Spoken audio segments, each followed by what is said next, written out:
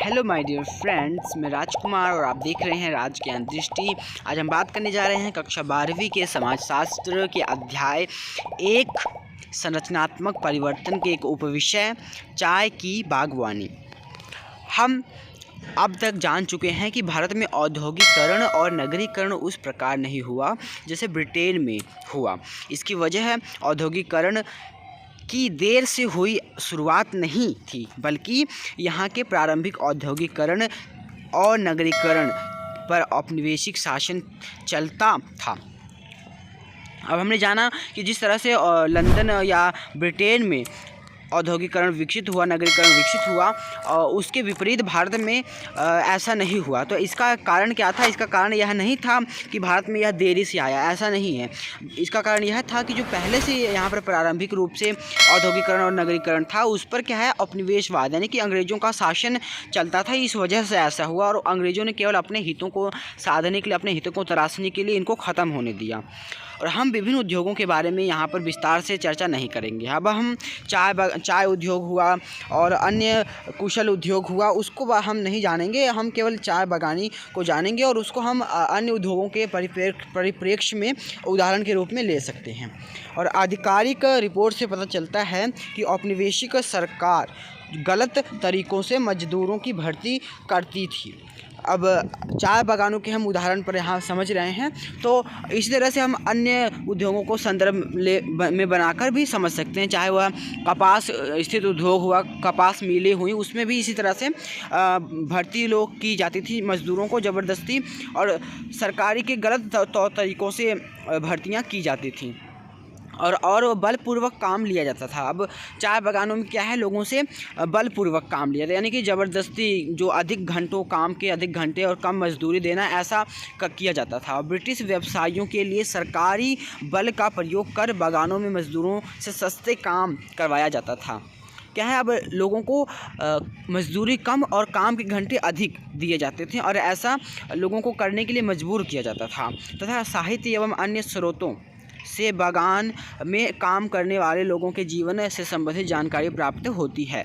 अब ये जानकारी हमें कहाँ से प्राप्त होती है? यह जानकारी हमें बहुत सी सरकारी रिपोर्टों से और साहित्यिक स्रोत से प्राप्त होती है। जो लोगों वहाँ पर थे उस समय, लोगों ने अपनी आँखों से देखा, या कुछ पढ़े लिखे लोगों ने उस समय अपनी साहित्यिक रचनाओं में उस समय की घटनाओं को शब्दबद्ध किया और उकेरा शब्दों में, उस स्रोतों से हमें ये जानकारी मिलती है और मज़दूरों की स्थिति के बारे में हम आज जान पाते हैं। तो वास्तव में औपनिवेशिक प्रशासक यह मानकर चलते थे कि बागान वालों को फ़ायदा पहुंचाने के लिए मज़दूरों पर कड़े से कड़ा बल प्रयोग किया जाएगा। वह पहले से ही मानकर चलते थे कि हमें कुछ भी हो जाए, चाय बागान मालिकों को फ़ायदा पहुंचाना ही है। तो उसके लिए हमें पहले से ही यह मानकर चलते थे कि हमें उनको कष्ट में डालना है मज़दूरों को, और उनसे कड़ी मेहनत करवानी है, कमर तोड़ मेहनत करवानी है। वे इस तथ्य से पूर्णतः अवगत थे कि औपनिवेशिक देश में चलाए गए नियम कानून अलग हो सकते हैं और यह ज़रूरी नहीं है कि ब्रिटिश उन प्रजातांत्रिक नियमों का निर्वाह और औपनिवेशिक देश में भी करें जो ब्रिटेन में लागू होते थे। अब जो ब्रिटेन में प्रजातांत्रिक जो इस तरह के नियम हुआ करते थे, यानी कि जो प्रजातंत्र था, जो जनता के हिसाब से जनता को ध्यान में रखकर कानून बनाए जाते थे, उनका यह मानना था कि हमें अपने उपनिवेशिक देश में ऐसा करने की कोई ज़रूरत नहीं है। हमें जनता के हितों को, जनता के लाभ को देखकर कानून बनाने की कोई ज़रूरत नहीं। हम मनमाने कानून बना सकते हैं और अपने निजी हित, निजी स्वार्थ को निहित और पूर्ण करने के लिए हम चाहे जैसा कानून बना सकते हैं। तो अंग्रेज यह पहले से ही मानकर चलते थे। हम बॉक्स 1.6 में पढ़ेंगे कि श्रमिकों का चयन और नियुक्ति किस प्रकार होती थी। अब उस समय जो उनका चयन किया जाता था और जो उनकी नियुक्तियां की जाती थी उन चाय बागानों में, उसकी क्या प्रणाली, उसकी क्या पद्धति और क्या नियम थे उस समय के लिए। तो सन 1851 में चाय उद्योग की भारत में शुरुआत हुई। शुरुआत कब हुई चाय उद्योग की? 1851 में। तो ज़्यादातर जो चाय के बागान असम में थे। अब जो असम है वो चाय बागान के लिए एक उपयुक्त क्षेत्र है। यहाँ का जो पहाड़ी मौसम है, पहाड़ी क्षेत्र है, ढलानी क्षेत्र है, वह चाय उगाने के लिए एक अच्छा भौगोलिक क्षेत्र है। तो वहीं पर अधिकतर चाय बागान स्थित हुआ करते थे। और सन 2003 तक क्या हुआ कि 4,79,000 स्थायी और 93,000 अस्थायी को यहाँ काम पर रख लिया गया था। और चूंकि असम की जनसंख्या सघन नहीं थी, जो असम है वह एक पहाड़ी क्षेत्र होने के कारण वहाँ पर जनसंख्या कम जनसंख्या थी, वहाँ पर अधिक जनसंख्या नहीं रहती थी। तो चाय के बागान निर्जन पहाड़ी क्षेत्रों में स्थित थे और इसलिए बड़ी संख्या में श्रमिकों को दूसरे प्रांतों से लाया गया था। अब जो चाय के बागान का क्षेत्र था वह ऐसे दूरगामी और निर्जन क्षेत्रों में था जहाँ पर लोग भी नहीं रहते थे। तो ऐसे क्षेत्रों में काम करने के लिए लोगों को क्या है, मैदानी क्षेत्रों और दूसरे प्रांतों से ले जाया गया ज़बरदस्ती लोगों को। तो लेकिन क्या है, दूर दराज से हज़ारों मज़दूरों को लाकर ऐसी जगह पर रखने में जहां कि अब आबो हवा स्वास्थ्य के लिए प्रतिकूल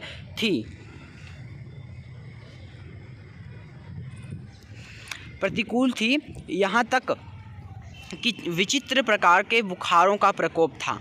अब जो मैदानी क्षेत्रों से लोग आए हुए थे वह ऐसे पहाड़ी क्षेत्रों में रहने का अनुभव उनके पास नहीं था। तो उनका क्या है, उनको बीमारियों का सामना करना पड़ा। उनका जो यह स्वास्थ्य है यहाँ आकर बिगड़ने लगा। तो उनको अलग अलग तरह के जो बुखार हैं और अलग अलग तरह की जो मौसमी बीमारियाँ हैं वह घेरने लगीं।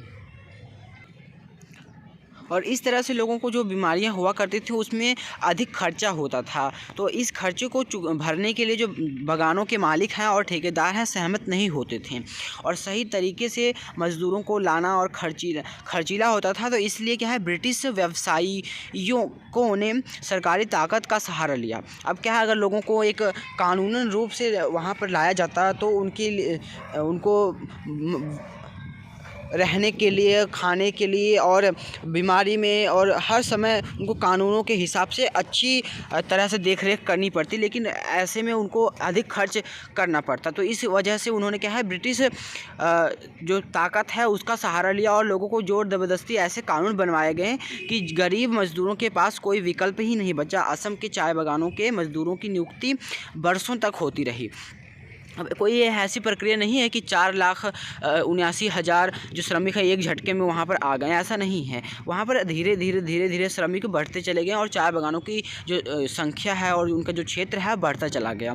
तो एक लंबी प्रक्रिया थी और असम के चाय बागानों के लिए मज़दूरों की नियुक्ति बरसों तक होती रही और यह काम ठेकेदारों को दिया गया था। जो इसके लिए ठेकेदार लगाए गए थे और जो कि बंगाल के transports of native labours act एक एक्ट बनाया गया। अब इसके लिए अंग्रेज़ों ने एक एक्ट बना दिया बाकायदा कि जो है मज़दूरों को वहाँ से ले जाया जाए अब चाय बागानों में अलग अलग जगहों से।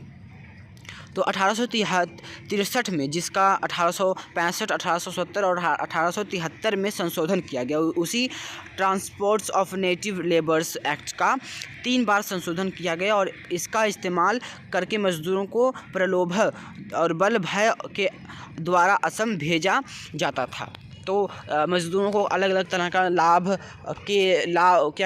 भी दिया जाता, लालच दिया जाता था कि आपको बहुत पैसा दिया जाएगा। और अगर पैसा काम नहीं आता था, जहाँ पर लालच काम नहीं आता था वहाँ पर बल का भी प्रयोग किया जाता था, भय का भी प्रयोग किया जाता था। उन्हें डरा धमका कर भी वहाँ चाय बागानों में जाने के लिए मजबूर किया जाता था। अब हम बॉक्स 1.7 के बारे में पढ़ेंगे। तो यहाँ पर कर्जन के भाषण सेकंड से पृष्ठ संख्या 238 और 39 में दिया गया है। एक कर्जन है, उनके भाषण के एक पृष्ठ है, उसकी हम यहाँ पर चर्चा करेंगे। भाषण का एक हिस्सा है, उसको हम जानेंगे कि उनका भाषण उस समय क्या था। असम जाने वाले मज़दूर दरअसल दस्तावेज यानी कि इकरारनामे के तहत कई सालों के लिए वहाँ गए थे। अब जो असम जाने वाले मज़दूर हुआ करते थे वह क्या है, एक दस्तावेज के ज़रिए जाया करते थे, एक इकरारनामे यानी कि एक डॉक्यूमेंट्स बाकायदा एक एग्रीमेंट साइन करके वहाँ पर जाया करते थे। सरकार की तरफ से उन मज़दूरों को दंडित करने का प्रावधान किया गया था। अब सरकार ने एक एक्ट भी ऐसा भी बनाया था कानून कि उनको हम दंडित कर सकते हैं अगर कोई उल्लंघन करता है इस दस्तावेज के नियमों की। तो जो समझौते के पट्टे के अनुसार व्यावसायिक शर्तें पूरी नहीं करते थे, अब जो कि एक समझौता होता था, एग्रीमेंट होता था मज़दूरों और सरकार के बीच में, उसकी शर्तों को अगर जो पूरा नहीं कर पाता था तो क्या है, इस पक्ष को स्पष्ट करते हुए कानून के सदस्य टी रालेघ ने जब सन 1901 में श्रम एवं उत्प्रवासी विधेयक 1901 असम लेबर एंड इमिग्रेशन के बारे में बोलते हुए कहा था कि पट्टे पर लिए गए मज़दूरों को यह कानून विधिवत रूप से निर्देश देता है कि वह 4 साल के लिए असम में मजदूरी करने के अलावा कुछ नहीं कर सकते। अब क्या है, एक ऐसा कानून बनाया गया कि मज़दूरों को ऑप्शन ही नहीं रखा गया, कोई ऐसा नियम बना दिया गया कि सभी मज़दूरों को यह अनिवार्य कर दिया गया कि सभी मज़दूर 4 साल असम में काम करने के लिए अनिवार्य हैं और अन्य कोई काम नहीं कर सकते हैं। अगर कोई मज़दूर इस निर्देश का पालन करने में विफल रहता है तो उसे जेल हो सकती है। इस तरह का कुछ कानून था और इस प्रकार की शर्तें मालिक मज़दूर से संबंधित साधारण कानूनों में नहीं होती हैं। और ऐसा जो कानून बनाया गया, ऐसा क्रूर कानून बनाया जाता था उनके द्वारा।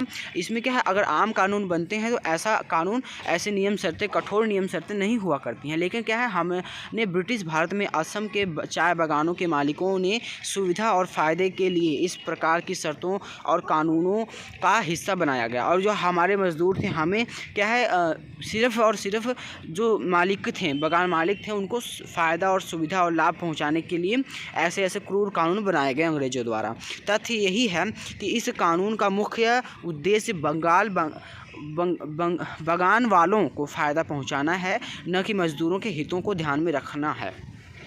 अब हमें स्पष्ट रूप से यह पता लगता है कि इस तरह के कानूनों को हमें जानकर पढ़कर पता लगता है कि जो स्पष्ट रूप से अंग्रेज़ों की नीतियाँ थीं और उनके कानून थे, एक निजी संपत्ति और निजी स्वामित्व और निजी चाय बागानों को, उद्योगपतियों को बढ़ावा देने के लिए ही उनके कानून हुआ करते थे, ना कि जो आम जनमानस है उनको ध्यान में रखकर।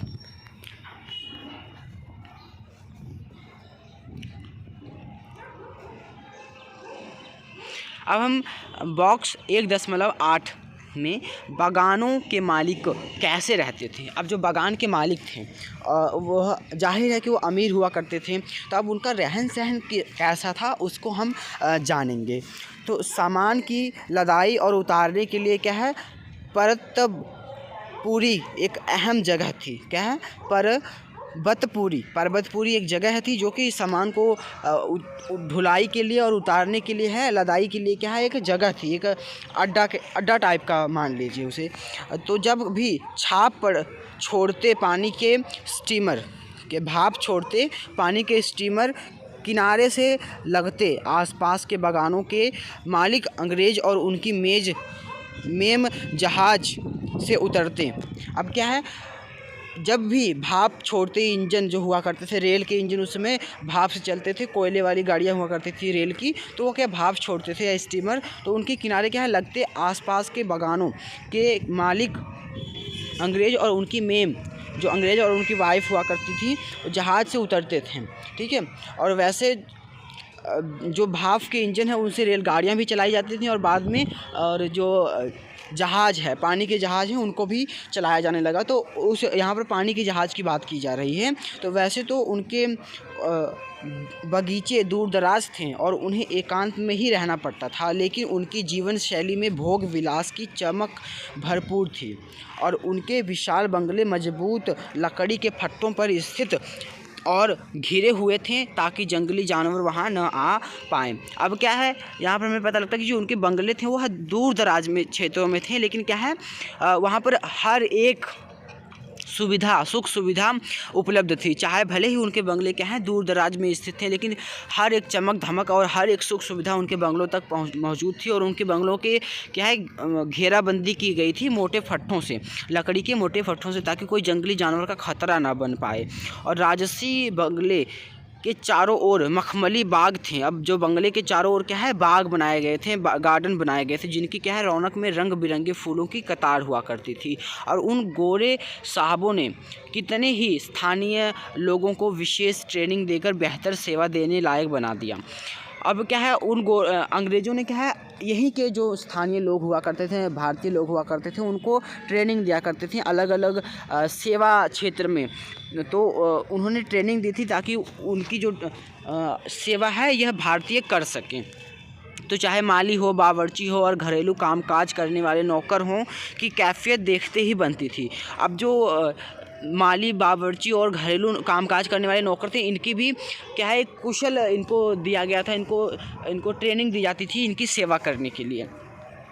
तो नौकरों की सेवा की वजह से ही उन विशाल बंगलों के बरामदे और एक सामान दूर से ही चमकते थे। अब जो नौकर थे उनको ऐसी ट्रेनिंग दी जाती थी, या कह लें कि ऐसा इस तरीके का काम उनको करवाया जाता था कि उनको बिल्कुल साफ़ सफाई और एकदम चमक धमक बना के वो बंगलों को रखते थे ताकि दूर से चमकते थे, एक एक चीज़ चमकती थी। और सारी जगह ज़रूरत की चीज़ें साफ़ सफाई के पाउडर से लेकर परिष्कृत कांटे और सेफ्टी पिन से लेकर चांदी के बर्तन तक, कर्निंघम के किनारे वाले टेबल क्लॉथ से लेकर नहाने के साबुन तक सब कुछ जहाज़ से आते थे यानी कि लंदन से आते थे। यानी कि हमने जो भी पढ़ा, एक सुई से लेकर सोने बैठने और खाने पीने के लिए हर एक चीज़ जो बर्तन है और हर एक उपयोग की वस्तुएं हैं, साबुन, तेल, हर एक चीज़ क्या है लंदन से जहाज़ों द्वारा आते थे इन बगान मालिकों के लिए। और बड़े बड़े नहाने के टब जो कि विशाल नहाने के कमरे में रखे जाते थे। अब जो बाथरूम है इनके, उसमें क्या है बड़े बड़े टब हुआ करते थे, नहाने वाले बाथ टब हुआ करते थे, और जिन्हें हर दिन सवेरे भिजती यानी कि पानी ढोने वाला या पानी भरने वाला बंगले के कुएं के पानी से भर देता था, और वे भी वास्तव में स्टीमर से ही आते थे। और जो यहाँ पर दिखाया गया कि जो पानी है वह भी क्या है स्टीमर से आया करता था। और तो इस तरह से जो है इनका रहन सहन था और इनकी भोग विलासिता पूर्ण जो है जीवन यापन इनका था। अब हम अपने अगले वीडियो में पढ़ेंगे स्वतंत्र भारत में औद्योगिकरण।